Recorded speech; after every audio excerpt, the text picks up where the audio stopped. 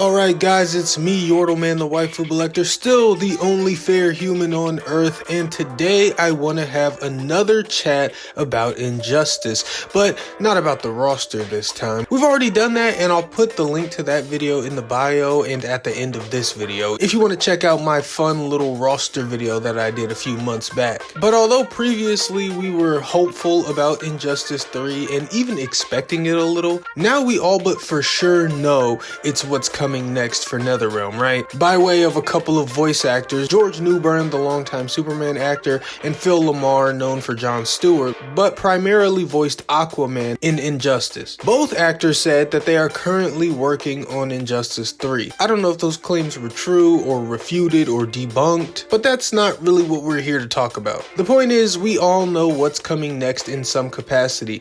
Injustice 3 in some way, shape, or form. And that's good. I'm a big NetherRealm fan, but I don't want Mortal Kombat 13 or 2 or whatever. Not right now. We need to let MK chill out, figure out its stuff, give us time to miss it, and come back later. In the meantime, Injustice 3 is long overdue, so let's have it. But what is that gonna be? What does an Injustice 3 look like, right? Because in NetherRealm games, story is always a big thing, and the way Injustice 2 left off could mean just about anything going forward. Now, obviously, there were two endings. One where Batman and friends ultimately put Superman away again after needing his help with the Brainiac problem, and then another one where Superman wins and then subjugates everyone with the Brainiac technology. Clearly, the bad ending would not be the canon one, and would likely be ignored for Injustice 3 in favor of the one that makes a lot more sense to continue on. And at the end of what is presumably the canon ending, things are left mostly open-ended to do whatever. But you have Supergirl, who was a huge focal point of the second game, joining up officially with Batman, and Batman seems to want to establish a heroic super team once again, one like the original Justice League and not like Superman's regime. And Batman seemingly calls his new team the Circle of Trust. But that's how it ended. So you could really go anywhere with the story. The only big thing I'd note, and I think NetherRealm knows this, is that people are dog tired of evil Supermen. It's a concept that has now been run into the ground, not just by DC, but by media as a whole. You know, you had Injustice, an official evil parallel Superman, which was cool and interesting at the time, but then we get Omni-Man, Homelander, even that stupid Brightburn movie, remember that with the little boy? So it's just like, we get it, corrupted take on the first superhero. Everybody's tired of it, and we should move on. Now, I get it, Superman is who he is in the Injustice universe, and I'm not saying they should change him back to good or anything, but he just doesn't need to really be a focus. Honestly, Injustice 2 was a very natural progression of the first game's resolved conflict, and ultimately wasn't very evil Superman focused either. It just made sense that they would need his help to fight Brainiac, and that his response would be, I'm not getting back in the prison cell. So while it wasn't the focus, it was the final conflict. Granted, a very natural one. It might not be such a bad idea for Injustice 3 to take a more Injustice 1 approach maybe, and have the main universe versions of characters overlap with the Injustice versions. However, I think if that were the route we're taking, the two universes should have a lot more overlap than they did in the first game. Don't get me wrong, the first game story is amazing, but that's not what we're doing. It's Game 3 now, things are different, and we don't just try to retread what we've already done. But in Injustice 1, a few characters from the main universe were stranded in the Injustice universe until they understood enough that the ultimate goal became to bring main Superman over. It was wisely very controlled, very contained. When two versions of the same character interacted, it was always a moment, but maybe for Injustice 3 you go a little bigger, you go a bit more chaotic. Not a crisis per se, but something these two universes are dealing with together maybe. However, as I say it, it feels like too much. Not because it can't be done well or it can't be communicated in a way that's easy to keep track of, but because it feels too obvious, right? And too close to things NetherRealm has been doing in both MK11 and MK1. I wasn't suggesting time stuff, but still, I feel like seeing too many duplicates would make us feel like NetherRealm has turned into a one-trick pony of sorts with these stories. And we don't want that. But here's an idea. The Injustice universe's Green Arrow was dead. The Green Arrow in Injustice 2 is not native to that universe. What if As Batman builds his circle of trust and makes the world free and prosperous again, that involves recruiting and fostering more heroes for the world, even ones that they've lost. Much like how Green Arrow is from a different universe, maybe Batman has scoured the multiverse for versions of heroes that they've lost, but would be better off in the Injustice universe for one reason or another. And so these heroes are being brought over as new permanent residents, and then we can see the revival, in a sense, of characters who are canonically dead but have never been in a game yet, like Captain Atom or Booster Gold. Now, through all these universal doors, there could be a villain from another universe who takes notice. Maybe they unknowingly tag along through a portal when the Circle of Trust retrieve another hero, and when that villain gets to the Injustice universe, they set into motion a plan to take over. Now, who would that villain be? Well, we can choose. That's the fun part. There are lots of villains that this could be, and none of this story I've established so far would change. What would change based on the villain is how and where they encounter the dimensional portal, as well as what their evil plan and end goal would be. But if we wanted to go very classic, I think both the Joker and Lex would work in this scenario. Joker would work really well in like a moment of hijacking electronics and stuff and announcing himself to the world, because to the Injustice universe,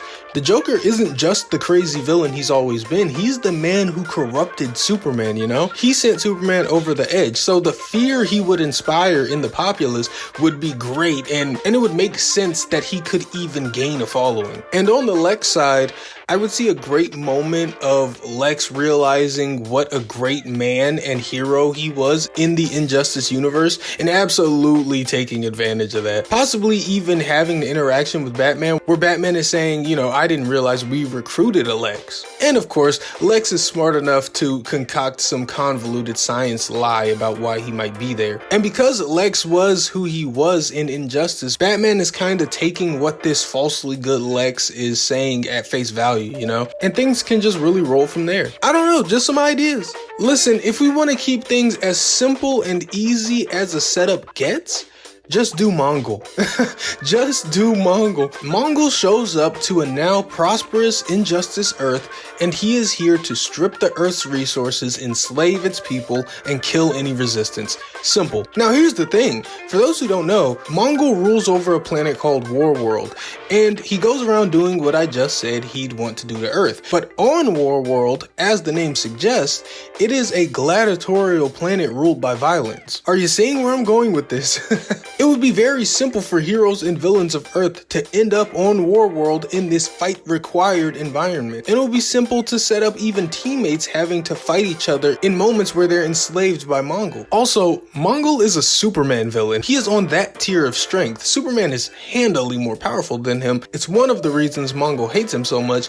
But my point is, Mongul being a character who can slug it out with Superman, who has been capable of defeating Wonder Woman, he would make an awesome threat to a world with Superman locked away. Also, Batman would likely not want to run the risk of freeing Superman again, seeing as that genie didn't willingly go back into the bottle after fighting Brainiac. Also, again, for those unfamiliar, Mongul's Warworld is also an artificial planet. Beneath its seemingly natural exterior, it's made of old god metal, and it has engines. And in a lot of iterations, Warworld moves. So there can be a really cool moment of this larger planet pulling up side by side with Earth, sending forces at them while they loom over them. That would also make the events happening on Earth and on Warworld not feel so distant or disconnected. Honestly, we can kind of mix ideas here. Maybe Batman was getting heroes from other universes and we do have some characters back, but the threat doesn't come from a dimensional hangers-on, it comes from Mongul. But the multi-dimensional recruitment would just serve as an explanation for why you see Captain Atom or Shazam. Or aren't they calling Shazam the Captain now?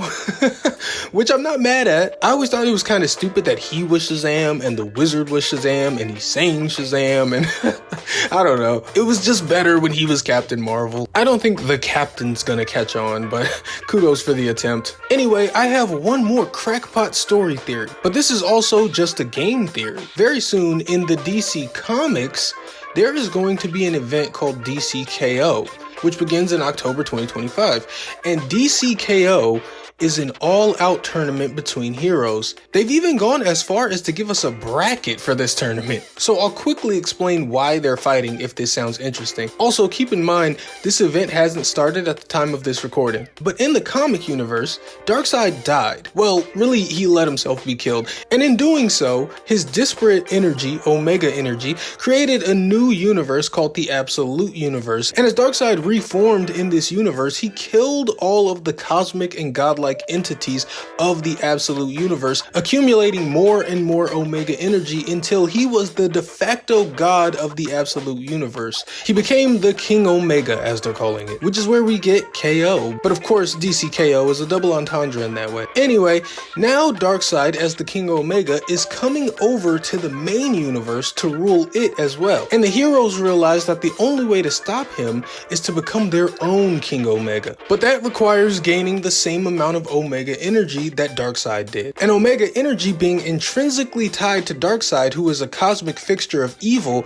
the energy will only attach itself to those who are ruthless and show no mercy. So someone will have to do what Darkseid did in the Absolute Universe, but in the main universe. So everyone's going to have to try and kill everyone else, and may the best hero become the King Omega. Now ultimately it's fine, because once someone becomes King Omega and has that much power and is effectively god of the universe, they can reset everything after defeating Darkseid. But in the moments before, they've got to be ruthless. So you tell me if this doesn't sound like the setup to a fucking fighting game.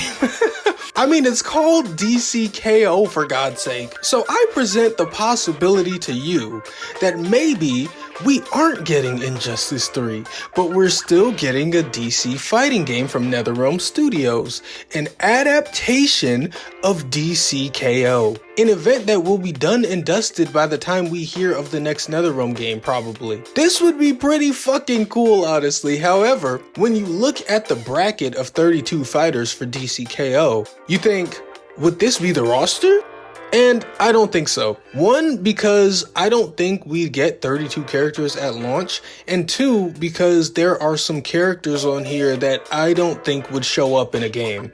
Characters like Connor Hawk, Batwoman, I don't think Vixen would be her own playable character, and I don't think Cheetah is coming back for that matter. There's just characters that I don't see happening on here, not in favor of others. So I think a DC KO game adaptation would have some key differences in roster, but also, we've already been told ahead of DC KO that there will be surprise combatants, characters who are not officially a part of the tournament that horn their way in. Likely mostly villains, and there was already mention of Joker in that capacity. So yeah, I'm just saying, could be. It's probably just Injustice 3 and everything's normal, but wouldn't it be exciting if it were DC KO? Whatever though, just wanted to chat Injustice a bit. Speculating on the game is always fun, and mixing my enjoyment of gaming and comics together is always fun. So I hope you enjoyed this. Tell me what you think about anything I may have mentioned, or your own ideas for the story of Injustice, and what do you think of DC KO and the possibility of a fighting game adaptation? Let me know. And if anybody from DC or NetherRealm magically hears this, I want you to know you can have these ideas. They're free. This is me legally, explicitly stating that you can use any of these ideas you like. I only ask for one thing. I ask for credit. I don't want money, I want credit. No, but seriously, thanks for watching this video. Hope you enjoyed. And even if you forget everything I said in this video, just remember that I am Yordleman, the Waifu Collector. I am just a normal guy. I like hentai, and I have never convinced anyone of anything ever. Goodbye.